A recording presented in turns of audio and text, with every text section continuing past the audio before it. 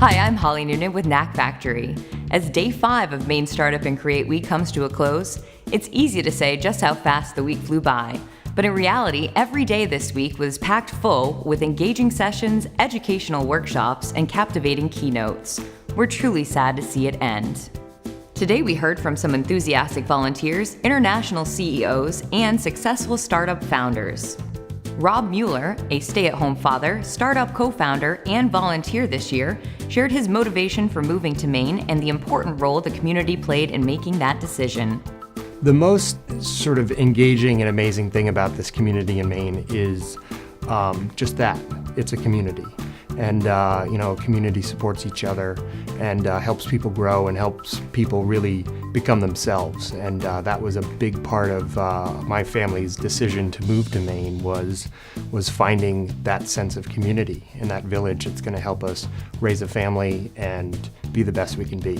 A longtime volunteer and real estate developer, Susan Morris expressed her enthusiasm for the entrepreneurial community in Maine.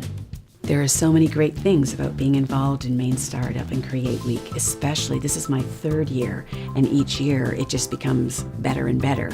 There's a tribe of us that have been involved since day 1 that are totally tight, and then we are so welcoming to all the new people that want to get engaged.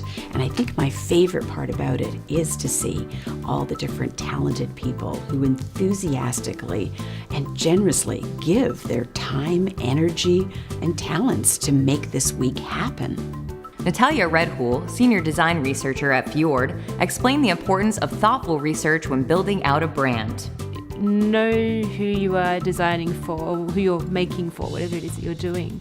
And in any way, shape or form, try and bring them into the process. And it doesn't have to take months. It's not like a year-long market research project. It's hitting the streets and finding out what we can in an afternoon, or jumping online and jumping into social media and just seeing what people are talking about. At the lunch keynote session, Mike Perlis, president and CEO of Forbes, discussed the century-long history of the company and how that history helps keep a successful and innovative brand rooted.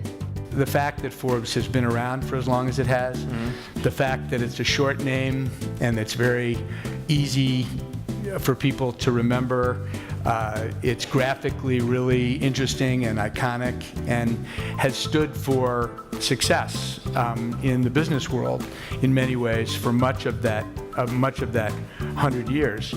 And I mention that because nothing that we've done in the last few years could have been accomplished in our case. It's different for startups, and people have success for all different reasons. But Forbes' success, which I'll tell you a little bit about, is rooted in combining that iconic 100-year history and the fact that the brand is very well known and very well established with new and innovative and daring, in many cases, approaches to how we want the company to operate is really, we're not trying to escape our past. We embrace the fact that in one medium or another, we've always been purpose-driven. We've always been, our mission is to be the sort of undying and preeminent champions of entrepreneurship and free market capitalism and success, and how people achieve it and what they do with that success. Well, that's all for this year. Keep the conversation going on social media and don't let your newfound connections slip away. I'm Holly Noonan with Knack Factory, and we'll see you again next year.